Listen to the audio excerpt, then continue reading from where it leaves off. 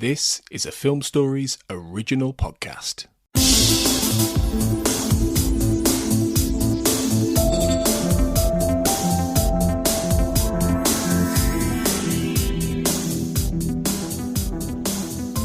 Hello everyone and welcome to the 29th episode of the Xcast X-Files Podwatch, covering The Walk and Oubliette. I'm your host Carl Sweeney and I'm delighted to be joined by Clara Cook. Hi Clara.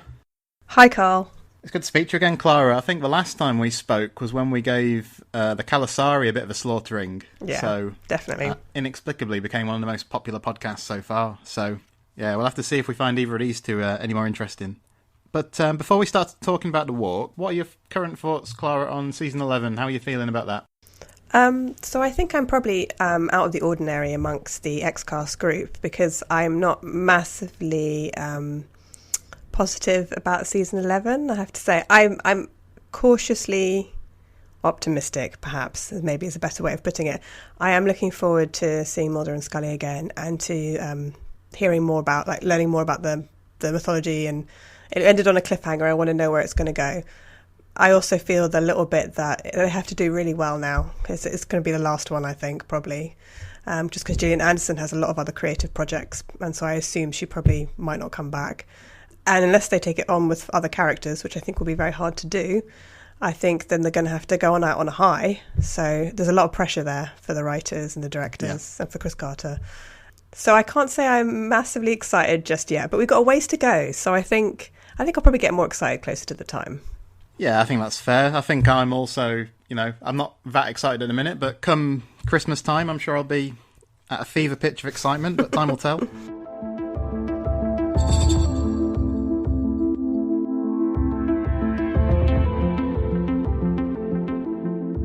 Okay, let's move on to talk about these two episodes then. So, both of these episodes aired for the first time in November 1995. And the first one is The Walk, which is the 7th episode of the 3rd season. And this episode was written by John Shiban and directed by Rob Bowman. And this is the episode about a murderous quadruple amputee who is capable of astral projection. So, Clara, just to kick us off, what are your general thoughts and feelings on The Walk? So The Walk has never been one of my favourite episodes. However, I don't think that's because it's a bad X-Files episode. I think it's partly because of just personally, I myself have never been massively interested in the episodes that involve the military, just because I'm not really interested in stories about the military. However, I do think it's quite a solid revenge episode. X-Files is particularly good at doing revenge episodes, especially episodes where there's multiple targets in the main character's revenge. I think the way that the victims in this episode die is horrific, and actually there's some very good death set pieces, if that's how you can put it. Being boiled, well, the guy in the beginning in the teaser is sort of almost boiled alive, and he doesn't die, but it's a pretty horrific way to go. The little boy being smothered by the sand pit. The woman, I think it's a female military officer, being drowned in the pool. The pool especially was quite a creepy scene, because who hasn't swum in a swimming pool and felt like there might be something in the depths, of the swimming pool kind of waiting to get you. Having said that, I find the main character completely unsympathetic. I can't remember what his name is now. Leonard Trimble. He's a very self-pitying, just egotistical character who feels bad about the fact that he feels really sort of like he's justified in wreaking revenge on his senior military officers, when he himself, like Mulder says, you were a soldier, you knew what you were signing up for. It doesn't mean he deserves to be completely disabled without any limbs. But he's in the group therapy session, he's mocking other veterans who are trying to get therapy and are trying to be hopeful despite their situation. I think he's actually portrayed as an unpleasant person. I don't think it's just me thinking that. Yeah, I'd go along with most of what you said, actually. I think it's a solid episode. It's not a great one. I agree with what you said. One of the things that lifts it a bit is there are a couple of good set pieces, and I've noted down the swimming pool one's a good one. And the boy's death in the sandpit's quite striking as well. Apparently, Rob Bowman, I was told this by Chris Knowles on another podcast episode. He said that Rob Bowman, the director, was quite a conservative guy culturally, And he had some problems with some of the stuff he had to direct on The X-Files, and this was an example where he really had issues with having to portray this death of the young boy. But having said that, I still think it's a very good sequence. Yeah, it's pretty horrible. I mean, it's and you know, it's interesting that you should mention the Calasari as being the last podcast we did, because there's the death of a child in that too. And I don't think the death in this, the child's death in this episode is any less horrific. I mean, being suffocated by a mound of sand in a sandpit. I mean, it's a pretty nasty way to go, especially for a little boy, you know, who's completely innocent. You know, he's in no way in any way to blame for Trimble's injuries or Trimble's war experience, like combat experience. I mean, the boy is complete innocent. I do feel a little bit that some of it was slightly unrealistic, like the reactions to the deaths of the characters especially from the general. You know, the young woman that he apparently works with quite closely is drowned in a pool, and he seems a little, I guess he seems a little shocked, but he doesn't seem that bothered really. And then his son is smothered, you know, and he sort of says to his wife, well, we just have to move on with our lives, or whatever he says. And I'm thinking, yeah. You know, his wife's like, I don't really want to move on. And I'm like, yeah, I kind of see her point. So it felt a little bit rushed towards the end. Yeah, I'd agree with that. Yeah, it's interesting that you said you're not that interested in the military aspect of things. One of the things I did like here is I thought that some of the themes that came up about, the treatment of veterans and warfare in the TV age, where, I think he says to Mulder, you just watched the war on TV. I thought some of those things were quite well observed, and they were still relevant today. This is one of those episodes, isn't it, where Mulder and Scully don't do a great deal, but there is a good scene early on where Scully sort of stands her corner against the military bureaucracy, which was probably the highlight of the episode, I thought, from the perspective of what are Mulder and Scully up to. Yeah, and I liked how early on in the episode when Scully thinks the character right in the beginning, the senior military officer who's sort of boiled alive, she thinks that he's got PTSD basically, or some sort of depression, and she writes it on a piece of paper and gives it to Mulder, sort of shows Mulder.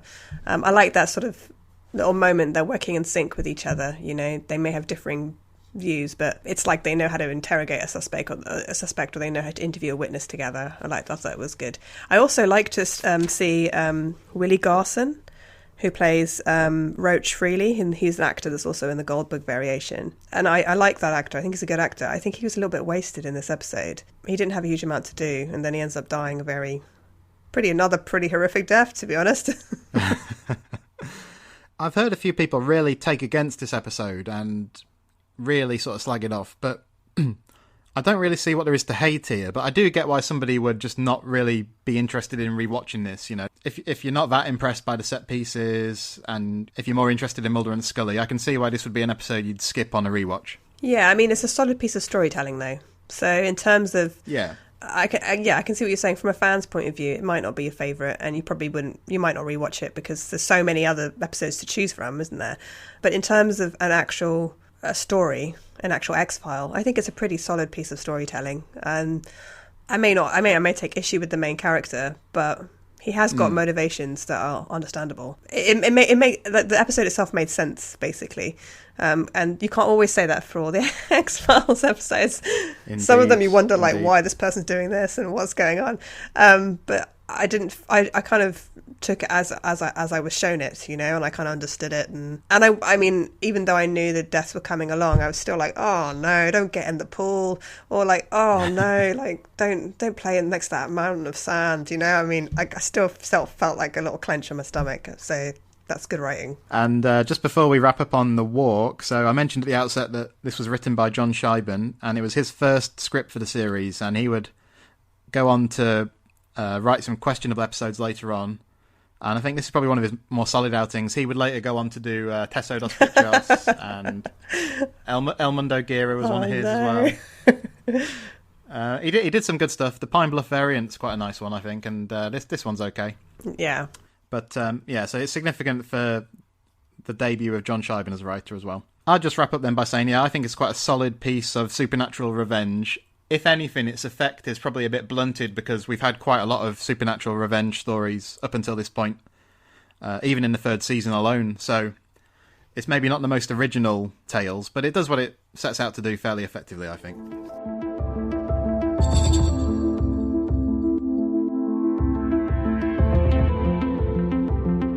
Okay then, so maybe we should turn our thoughts to Oubliette. Oubliette was written by Charles Grant Craig and directed by Kim Manners.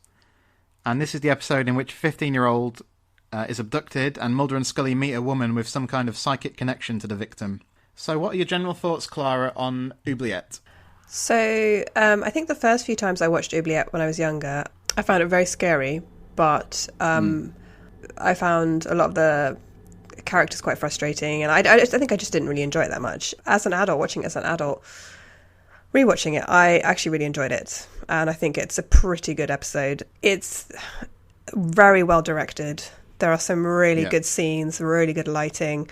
I think it was effective use of a dark room and photography to make the story and the abductor really sinister. The Amy Jacobs, who's the abductee, being photographed with flash continually and not being able to see in the dark, being photographed by her abductor is really, really horrific, actually, really creepy. The abductor, Carl Wade, is the villain, is really, really creepy because he's so ordinary. And he's very believable as a character, I think. Oh, yeah. The episode's brilliant because doesn't seem very paranormal, to be honest. It's very stripped down to the basic components of a sort of abductee-abductor story.